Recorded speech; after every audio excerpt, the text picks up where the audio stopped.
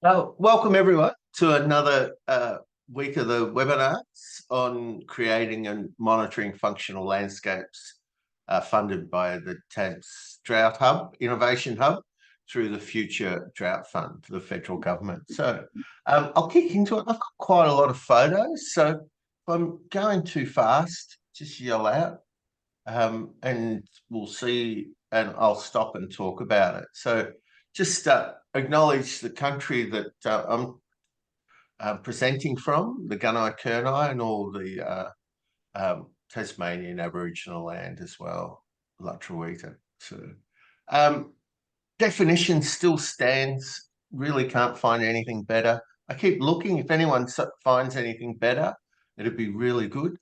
As conditions sort of get more variable, like hotter, colder, wetter, drier, I think we need to be looking at low cost, low risk, resilient, and also focusing on biodiversity. The landscape function really provides a bedrock to all this work. And if you know that the purpose of grazing is to increase landscape function, it all starts to make sense. Um, so each time you go into the paddock, you're trying to increase the litter decomposition, germinate perennials, increase soil cover, and then in between, you're growing those crowns of the plants that give you that surface roughness to increase that water infiltration and nutrient cycling. So if you switch your focus to I will increase landscape function, I find you've got to match the animals into that, which is hard, but generally it goes pretty well. Landscape function is pretty reliable. If you do it, you increase soil carbon, nutrient availability, water infiltration. So all those things. Recovery is a really big one. But then you need to amp up your stock density and your plant utilization. I've got a few little photo exams, I suppose. I can't think of what the word is, for little case studies for you to look at and provide advice. So I'm going to ask you to provide advice back to the people that are asking the question. So it's hard on people, and Rob Lillico's got some questions about that up later about having the weekends off. Safe to fail trials. If you're already fencing in laneways and things like that, it just means you don't graze the end of a laneway. It's actually less work to put in a trial than to graze that area for the first time. The second time you come round, it's really a lot harder. But if you're not in the laneways, you've got to do separate areas and do that. And we've got some questions on safe to fails up further. One mob, you need a lot of paddocks per mob. And I'm just thinking you just cannot have multiple mobs. It just makes life so much harder. You end up checking things more and sort of doubles your workload every time you increase the number of mobs. So it's got to be flexible so that you can adjust the paddock size to fit the number of animals that are adjusted on the rainfall. So you've got to adjust the animals to match the seasons going up and down. And then to maintain the stock density and the utilization that you had determined from your safe to fail trials, you've got to be able to increase and decrease those paddock sizes. And then you're going to need animals that fit into this. So my go-to is to use Johann Seetzman. And we use these trials to sort of get a glimpse of complexity. We don't want to end up in the gutter. So how do we do these in small, contained, controlled ways? Excuse me, to so that we know what's going on. And I'm not sure that does it or not. That photo of the young fellow bumper bowling with the things played up. This area here is really an area that you're building soil and you've got 100% ground cover. It's a quite high landscape function, not as high as what we can do. We can do in Tasmania, we haven't found an area that we can't get into in a safe to fail trial area. We haven't found it that you can't get into this area within 12 months. So that's the sort of thing you're targeting with your safe to fail. I will be building soil, have 100% ground cover within 12 months in my safe to fail. Might take a little bit longer if you don't have the infrastructure or the animals to get the other areas going. But I've got some old, well, when we started here, just how much it was all fog grass and things like that with Lucy shifting them. So for every level of brittleness, we tend to be able to get this sort of result in Tasmania. We can get 100% ground cover, greater than 20% perennial grass basal area and slight decomposition of the litter. You want to increase that up to 30 or 40, and you want that to go to that from slight decomposition to moderate decomposition, which is visible fungal attack. And, even during the low drought down in Glen Huon, Marshall was getting moderate decomposition of the litter.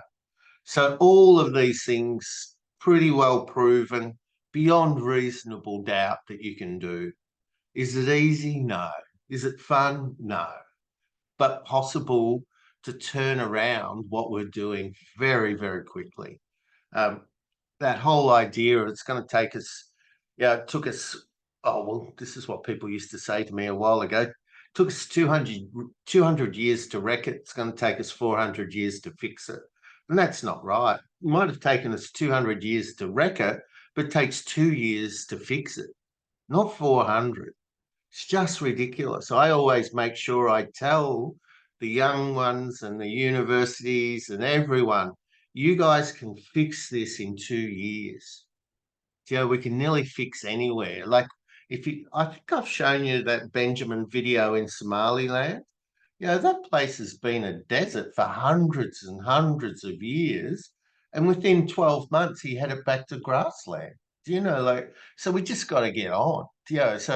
And we need people working out how to make it convenient, not how to diminish it. And that's what everyone wants to do.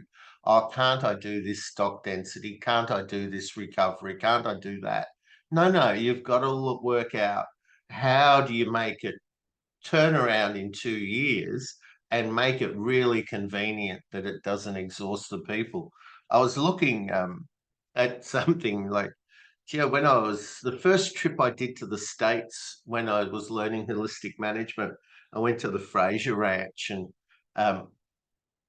they were working for half the year, and then it was up in the Rockies in Colorado, and the four brothers each had sort of a couple of thousand stockers, as they call them. What do we call them? Background and cattle, and they'd each compete to see who could put the most weight on them and things like that. But they'd only worked for 6 months. Then they shut the place down and went to Hawaii and did whatever they go skiing, whatever they wanted to do. Whereas they used to run cows and calves, but they'd worked out how to do all this. And it had 100% ground cover. It was not probably, it was about 10% perennial grass basal area.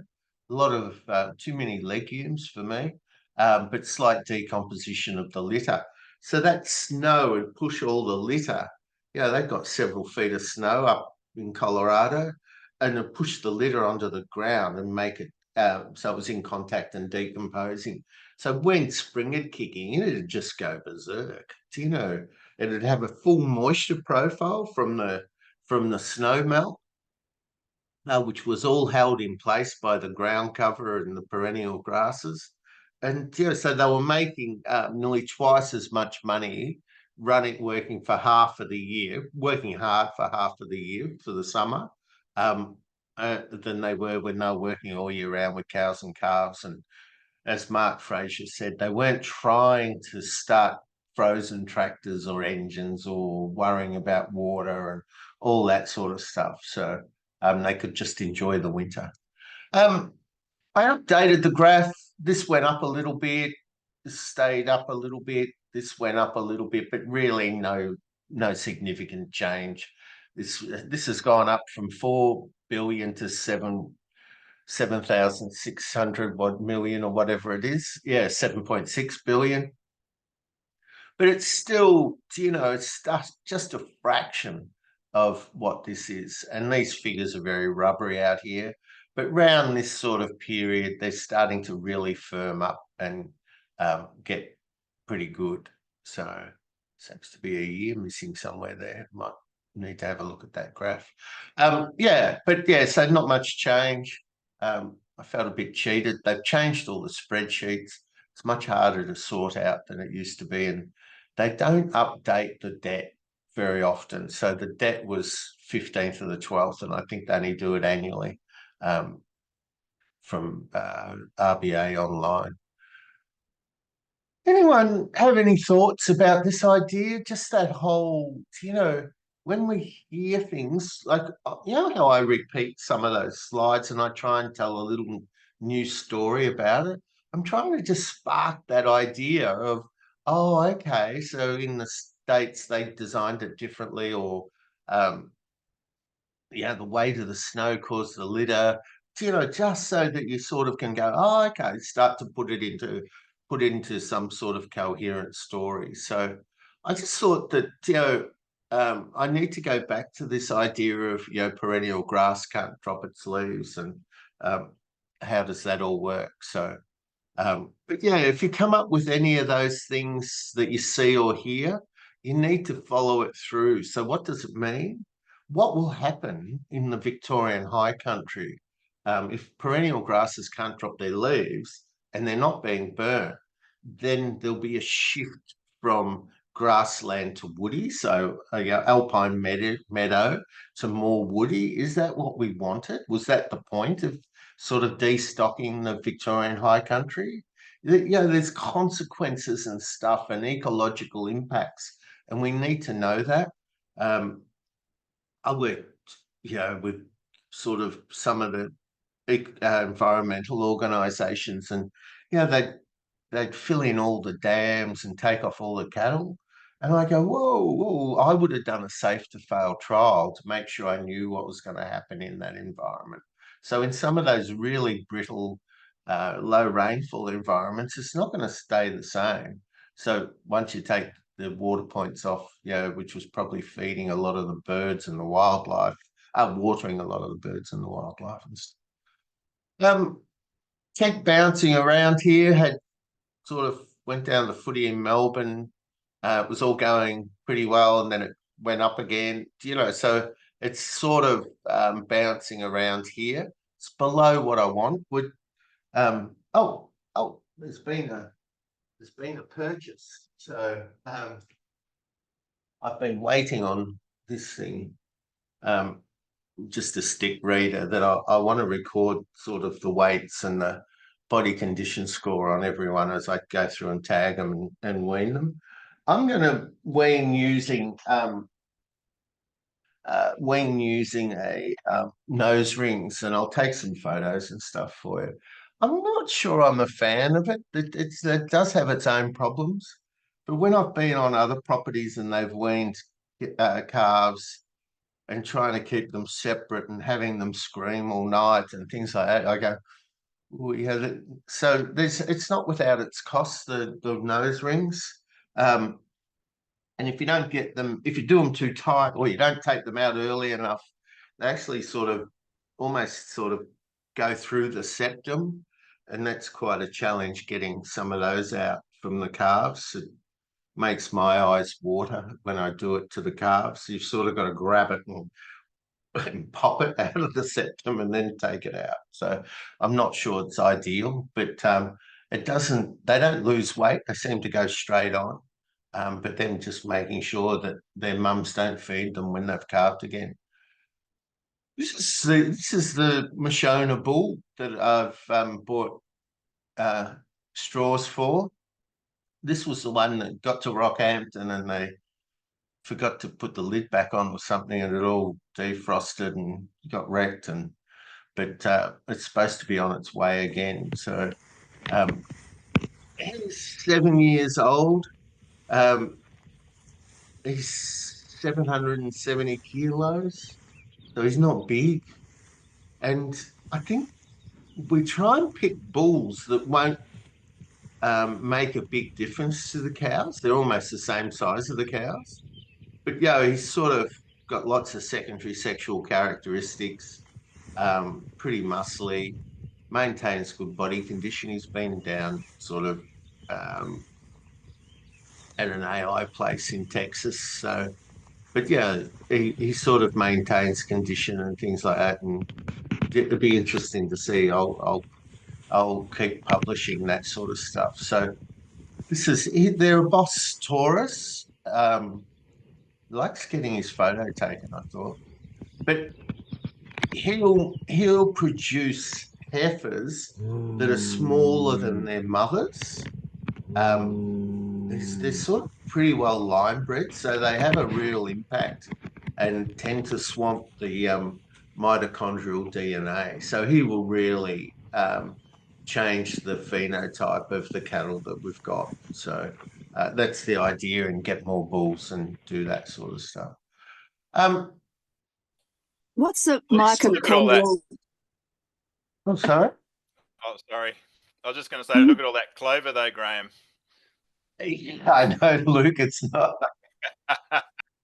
I try and switch off and not look. This is so in America.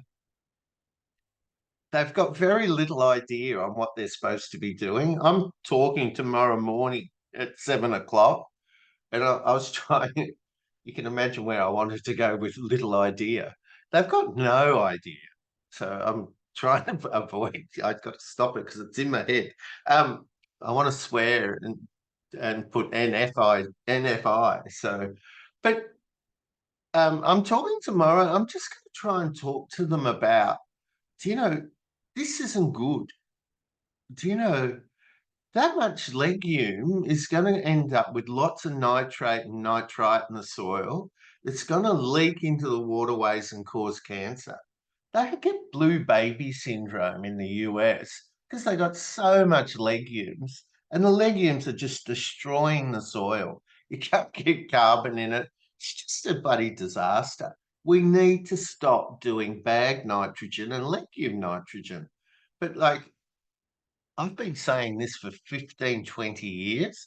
And I go, and when I usually say, I don't like saying it because now the conventional as well as the organic farmers hate me, because all the organic farmers just want to use legumes.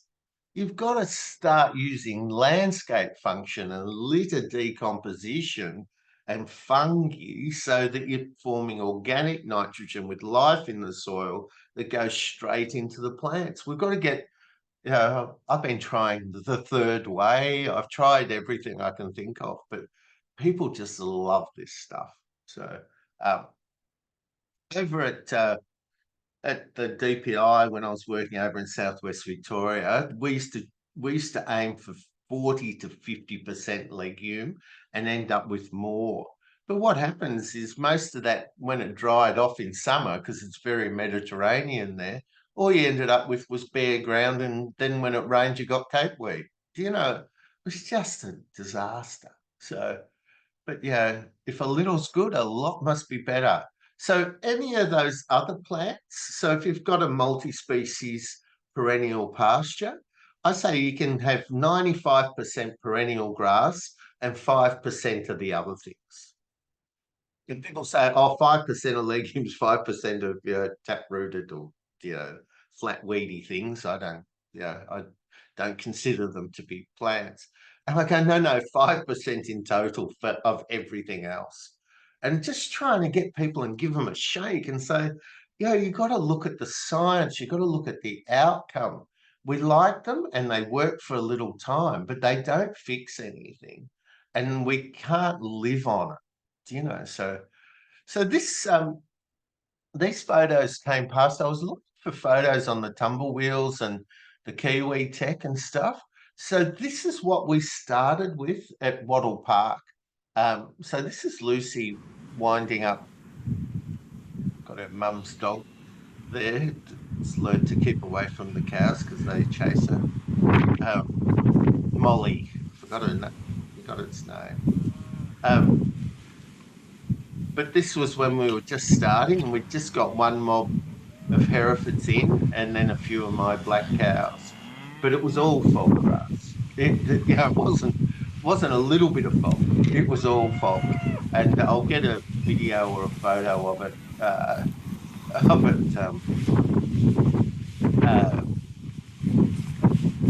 It's a bit of wind. I'll get a photo of it, sort of. During the week and show you next week, just so that you've got that idea. Yeah, it wasn't an easy start. We quickly went to sort of 100 cattle, but this was when we were just fencing. Lucy could build one of these strips, 400 metres of these sort of Kiwi Tech strips, the semi-permanent that was just back there. And there's another Kiwi Tech strip over there. She could build 400 metres of that and shift the cows 7 times a day. So, but yeah, that's pretty handy work sort of thing. She was a good worker, just burned herself out. And then this is just shifting using the tumble wheels. Caroline from one of the other groups, I think looks like, yeah, that's me. I was going to say the video's not as good, so I've got the camera on top of my head and just using the tumble wheels to shift them. We liked it. If there's no trees, it's fantastic. Like it's so easy to use, and you just use one end, shift one end, wind the wheel up, unwind the wheel, and away you go. It works like a dream. It's very quick, easier than doing the Kiwi Tech. But the Kiwi Tech, where you've got trees, hills, valleys, all that sort of stuff is all a bit tricky. So I don't know what I'm doing there. Just got lost somewhere. But yeah, you get the idea. And then next move, you go up to the other end, and then so you're just doing this up and down. And I just use the speed right reels to shift on that. It was nice. Okay, how's that going? Any comments, questions, thoughts? I'll get to your questions, Rob. That's why I'm rushing a bit. So yell out. This is some photos that I got this afternoon of cattle that the owners want to grow out and finish for their meat business, but they're not putting on weight. And they're sort of a bit dull in the coat. They're not fat and they're not putting on weight. So this is what the feed they've got access to. It's down in South Gippsland. It's like a dairy area, grows grass. So what's going on? So if you can just look at the next 3 photos and think about it and what we've talked about, and then I'm going to ask you what you think the problem is, and then what you would ask for from these people to get more detail. So this is just another photo. It came through on the same. I think it's the same hill. Let me go back. Yeah, it is just that same hill. Just another shot of the cattle. What are you observing of that lot? Shitty tails. Very good. Grass isn't recovered. Yeah, really soft Yep. green grass and lots of shitty bums. Gut fills? Yeah, they're low. Yeah, here. Can you see that one? I can't tell. Do I need my laser pointer? So that's the spinous processes. There's the hip down here for that paralumbar fossa. It's a bit low. That's on the left-hand side. If we go back, this one's low here. Hard to say, but yeah, black's very slimming. It's very hard to see gut fills on black cattle. So that one's a bit easier to see that there's a bit of a dip there, a bit of a dip there. Can't tell really with that one, so they're dull in the coat, aren't they? Yeah, that's a copper deficiency, isn't it?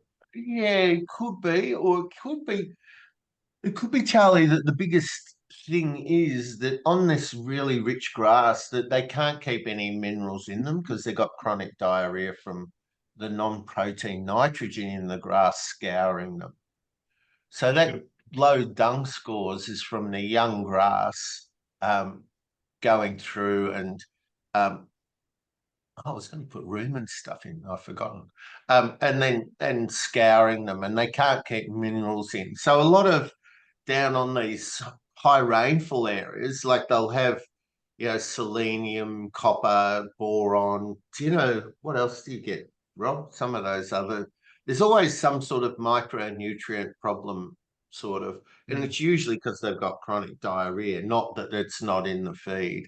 It's just that they can't utilize it or keep it in them. And is it plant available? All that. The plants haven't had time to recover properly. So, but if you get stop the diarrhea, usually a lot of those sort of problems fix without adding anything. So, what do you think? So we've sort of got some symptoms, haven't we? We've got dung scores, gut fills. Like it looks like there's plenty of grass there. So what's going on? And what would you ask the people?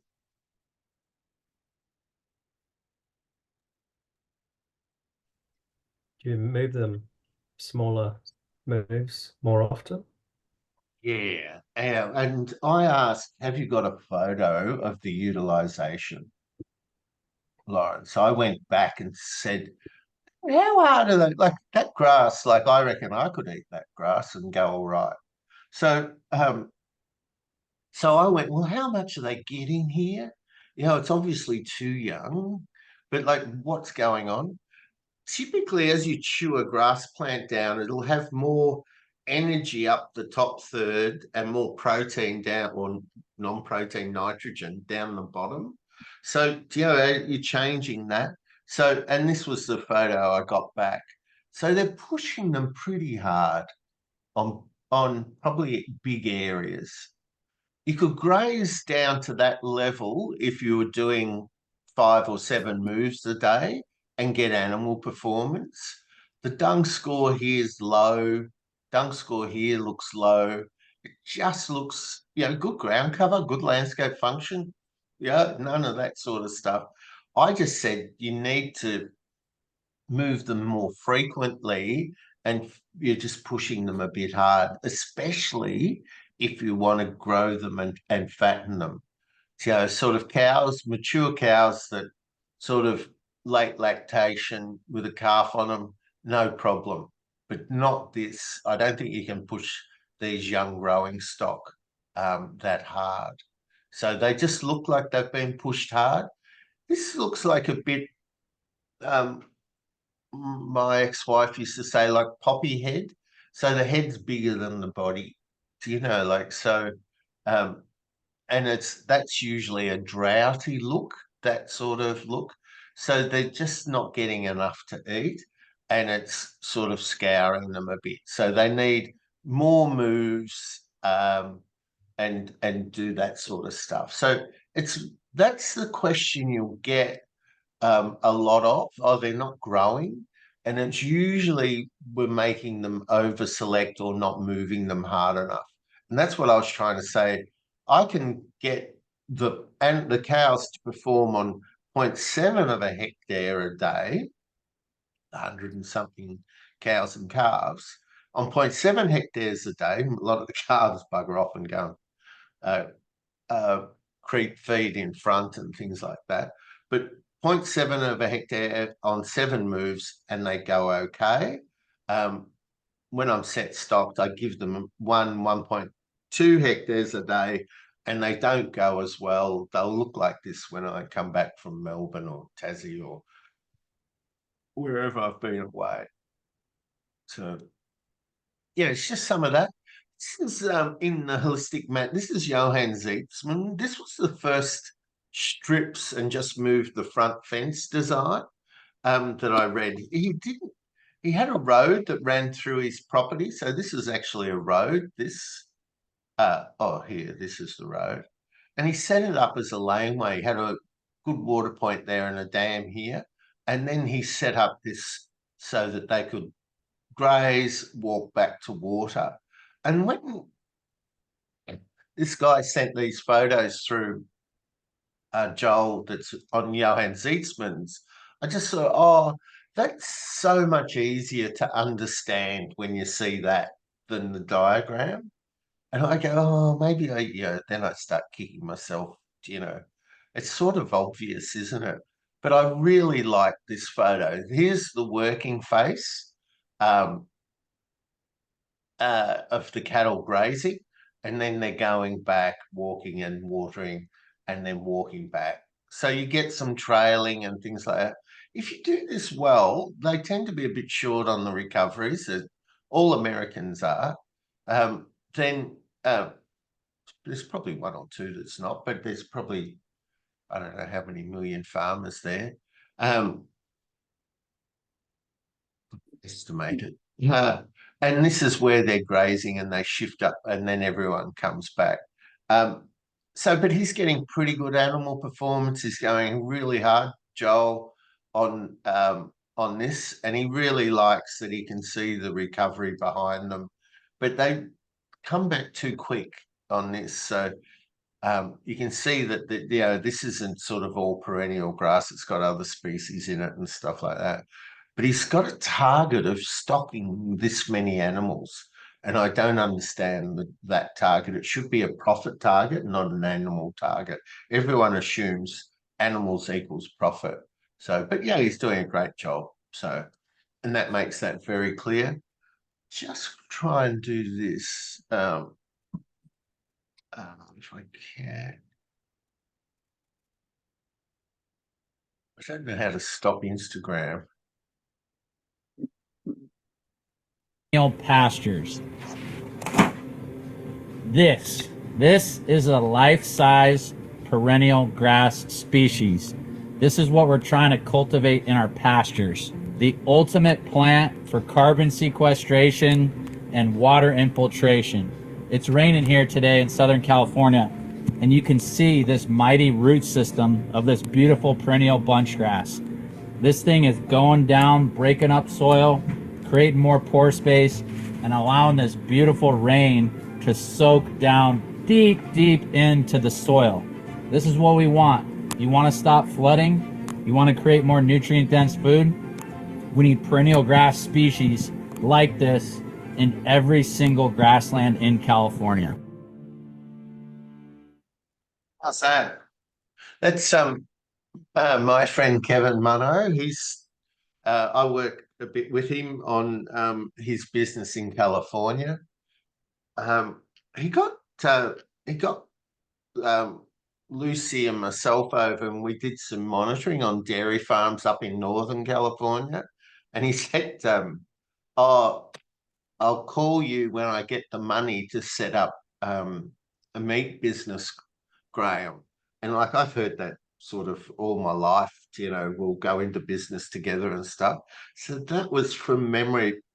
That was like October, and he rang or called in January and said, "Yeah, I've got it, and it's all up and going." And since then, he's just managed to really grow this meat business. So yeah, it's sort of over $1 million worth of sales now since then. So yeah, so Kevin sort of got great enthusiasm for life, as you could probably see, and great skills and capability. And he's in love with his perennial grasses and landscape function, which is sort of fantastic. So this is where we have grazed already. Jose's been doing a good job with the back fencing. Pulls up there in the end of the lane. What do we have growing here, Jose? Here? Yeah. Bermuda. Bermuda? Alfalfa. Just regular grass. Uh-huh. Alfalfa's growing nicely already, eh? Very nice. Jose's saying if we put water down here, we're going to have a lot of grass. Yeah, so, and he's gone to the Mashona Bulls, and when I went and spoke at a conference there. It looked like the first time I went over there, just south of San Francisco at Piscini's Ranch. I was driving through the valley and it was had Google, and I didn't know where I was, but I recognized that it was the headquarters that I realized I was in Silicon Valley. But yeah, a bit slow on the uptake sometimes. But yeah, he's strip grazing the bulls and things like that, and they've grown out pretty well. There's Tyler's boy. Some of these bulls Condition is pretty sort good. of were really skinny when they got there, and they've grown out and look pretty good. So yeah, the dunk scores. So they're working pretty hard. Yeah, they've got dunk score 4s. So again, it's going well, and they're full and they're shiny. So He's still a little high-headed, but he's... Yeah, he knows you better, huh? so, but yeah, I just think that's a great story, and he's doing a direct to consumer meat business.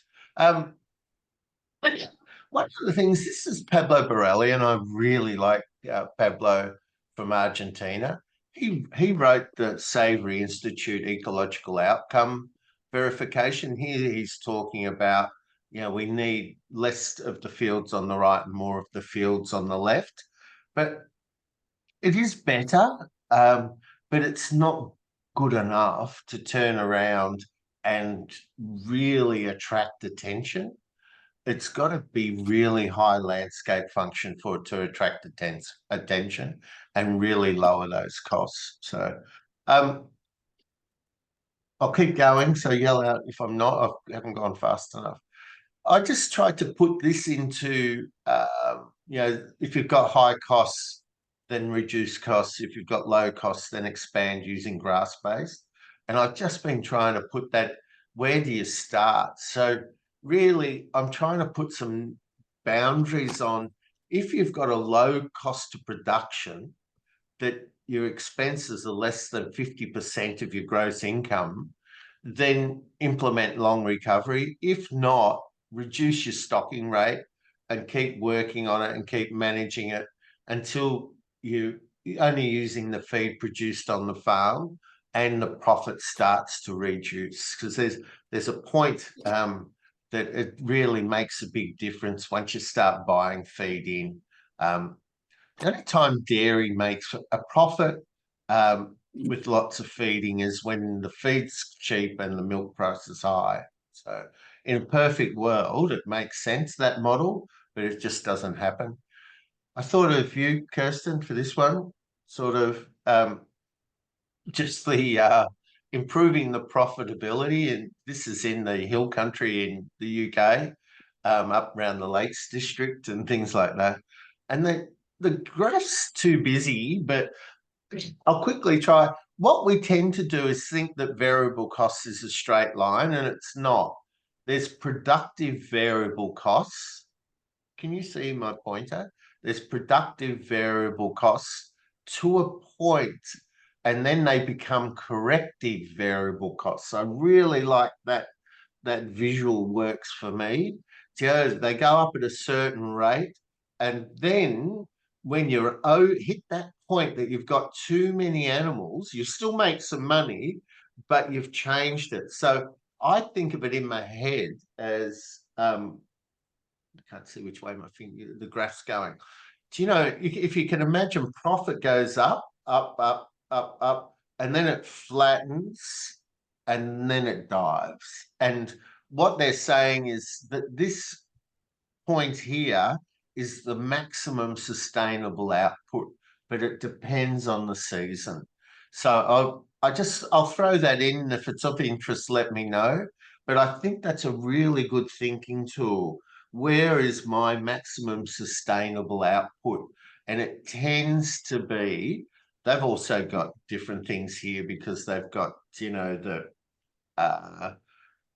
the support that they get to be farmers and things like that. So this is the profit margin before support, and this is sort of revenue plus revenue with support. So yeah, they get a lot more support in Europe than what we do.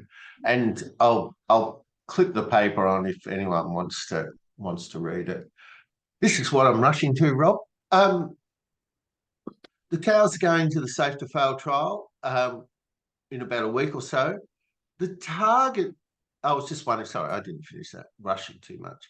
I was just wondering how to know how long the cows need to be in the trial enclosure. So the time depends on the amount of biomass. So the target isn't a time. The target is you trying to get greater than 80% plant utilization at high stock density. So you're really just looking at it. You don't want to damage the animals, but you've got to try and make them work and graze it down pretty hard. So that will be, you've got good litter cover, but most of the standing plant material's been eaten down nearly to the litter cover. Once they start picking up that litter, it changes. They need different bugs in their guts to change it. So there's usually a bit of a waterfall on the gut fill. The gut fills will drop pretty quick, but you can't always pick that up in a small little area like that. So I'd be looking at them, about 80% plant utilization at high stock density. So, and then the next time you come in, you're going to have to leave them in even longer. I did some of these safe to fail trials around Braidwood, and for the final one on this project, I'd booked to be on a 7 p.m. flight out of Canberra to go home. And I got there and I go, oh my God, because there was so much feed in there. I cancelled and shifted the plane to the morning, and I had to come back, leave them in overnight and let them out in the morning because they had enough feed for over 12 hours. Typically, when you're first starting, it'll be 2 to 3 hours or something, but the next one will be 4 to 6, and the next, as it goes, you'll get more and more and more biomass. So, yeah, so it'll be that sort of, the target is the utilization. Yeah, I was just estimating, I was talking kilograms of dry matter. So if they were eating 36 kilos of dry matter, I was saying maybe a kilo of green needs to be in the base so that they can eat their 1 kilogram of dry matter. So I was trying to make the point, talking to Lawrence and Spikey, that don't try and substitute feed, only feed the bugs so that they can eat more of the dry feed. So I wasn't trying to say this is a fixed thing. And this is sort of trying to explain complexity. So we use dung scores. So you want a nice pie with a dip in the middle. So, and you should be able to get that all year round, especially if you haven't gone fast in spring, because otherwise you'll have just this brown dead stalky with nothing green underneath for them to keep the bugs going in their rumens. Just Sorry, Ross. one thing, Graham. 1 kilo of green grass per day isn't very much, right? No. Is that all they need? No, you'd adjust it on the dung score. They need enough to keep the population of the bugs going. So it's probably going to be more than that, but it might be, I was trying to do it in my head on the run. It might be 5% of that 36 kilos. So and then I was trying to pick a low figure, and then you increase it, creep up. So if you were feeding them, which was what we were talking about, was grey cow, was it, Lawrence? I've forgotten what you called it. Yeah. But so what you need is enough there to keep the population. It's like I can never think of how to explain it, but you just need enough in there to keep the bugs going so that they can process that dry feed. And it happens naturally, but if you go around fast in spring or do any of that, you chop all that out, and then they've only got the dry, dead, stalky stuff, and they can't keep it. The other thing we do is also make sure that we go for we go for more moves, usually triple the stock density, and try and keep the gut fills much higher, because you're trying to get them to drag as much energy and protein and nutrients out of a heap of dry feed. So they've got to look fuller. So we do that. If we get summer rain, then sorry, did I do that all right? If you're shifting them, like say 7 times a day or whatever that might be, Yeah. how do you? What should the gut feel score be like when you shift them? But when you're shifting them 7 times a day, you might shift them when they're just, they're starting to lose that gut feel. It doesn't work, because you've got to actually shift them more frequently than that. You're actually ahead of the gut feel. So it's like as if there's not enough to give them full guts. So what I'll do this properly rather than worrying about finishing my slides. What I do is I go out, and first time I see them in the morning, I give a really good assessment. So how much of the rumen's got feed in it based on looking at their gut fills.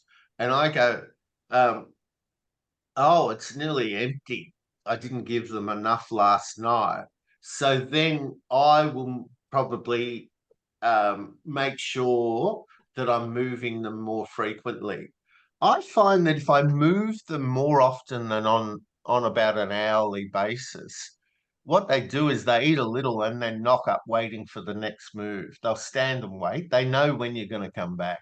So they've got a very good clock, and if you go to sort of say half-hour moves, they'll eat for 10 minutes and wait, coast for the 20 minutes and then eat for, they actually can beat you sort of on all this sort of stuff. So you've got to give them an area that they'll nearly eat for an hour, an hour, an hour.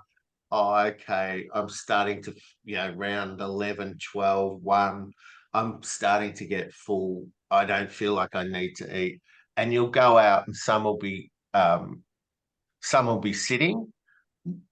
When I had really, like non-fibrous grass, a bit like that photo before with those black steers in, I would hold them and make them eat there. Where I've got fibrous grass, they're nearly starting to have their siesta. I give them one more move. So it's really, do you know what I mean? It's this sort of, you're looking at it, you're trying to work it out. You're saying, okay, where are they? Do they need to be putting on weight? Do they do this? Okay, I'll give them one more now. Then I'll leave them for that hour and a half, 2 hours for their siesta, and then a couple more moves. So, but the gut fill should be full by the time they're having their siesta.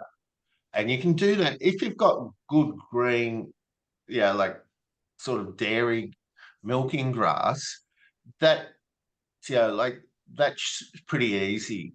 If they're on good green grass and not dry, dead, stalky stuff, then you can give them bigger areas because they'll go around and harvest it and things like that if it's recovered.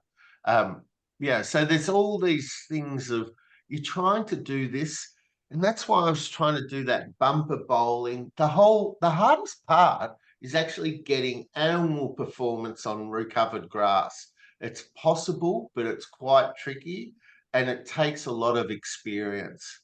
And that's why, I think that, one of the things, like if we get another project, we should do that at your place or something and video it or whatever. How do you get good performance on recovered grass? So, and with dairy, it's really high risk because you lose milk very quickly. Yeah. And Yeah, then yeah, that'd the be room, good. yeah, something like that. I think, yeah, it's really learning by doing. This is more of an apprenticeship, I always think, rather than a technical thing. It's more of an art, or I don't like art, but more of an apprenticeship. It's like the hours. You've got to do the hours so that the complexities are running in your head. What am I going to do? Oh, okay. How far are they away from the water? That's our first corrective action. So if we take the weekends off, um, in the US and South America, they take the weekends off, but they feed them urea or lucerne hay or something that's got a lot of protein in it, and that allows them to have the weekends off. Um, because we're trying to feed this dry feed with a little bit of green under it, you take the weekend off. What they do is they eat all the green, and then their guts goes the wrong spot, and then it takes. We used to say if we took the weekend off, it'd take us, start moving them again Monday, when Lucy was working up at Peter Reynolds. It'd take us to Wednesday to get them stable again. And then you get them stable Wednesday, Thursday, Friday, take the weekend off, and then they were back again where they were. So what happens is their bugs change. You can't make them work hard then because they've gone to like green feed bugs. So they want a higher protein, lower fiber diet. And then what happens is when you start to make them work harder, they'll then sort of have low plant utilization, low gut fills, and they'll be poor performance and usually a bit of yelling. They get pretty grumpy pretty quick. But then, so we would then try and move them, and just over a day or so, the dung scores would get better, all that sort of stuff. So it was really that you were bouncing them around, and they tend to look,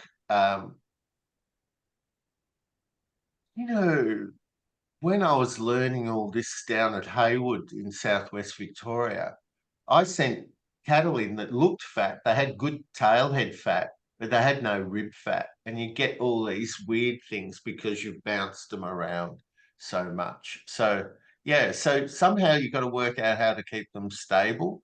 They use supplements in the US and stuff and Africa, or you can use the greenfield. It needs at least a growing season recovery before you get that green understory. So I think if we gave it a growing season, there's really good evidence that a growing season recovery helps everything. Like up in Queensland, they call it the Triple P program, the perennial profitable, I don't know, productive something grasses all come back. They have 3 Ps. I can't remember what that is. But yeah, so it'll be a growing season is really important. A lot of people are doing this growing season recovery and then sort of trying to, go from there.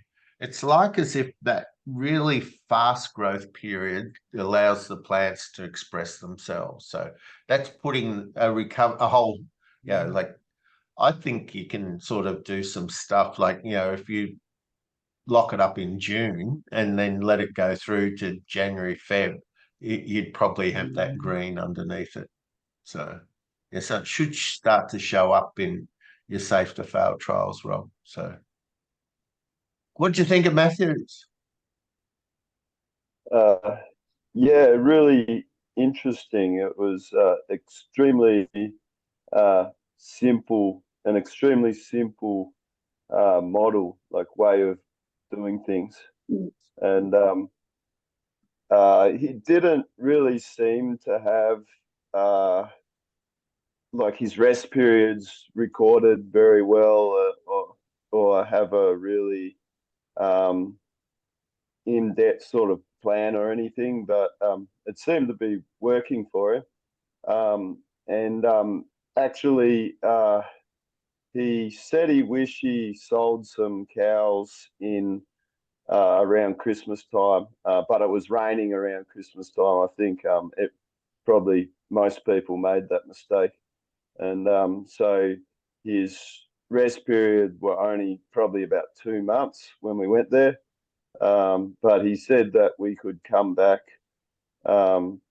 like probably in the springtime, and I'd like to go back there in the summer as well, see how he's going. Yeah, But yeah, it was really fantastic. interesting, and everyone agreed that his soil was really good.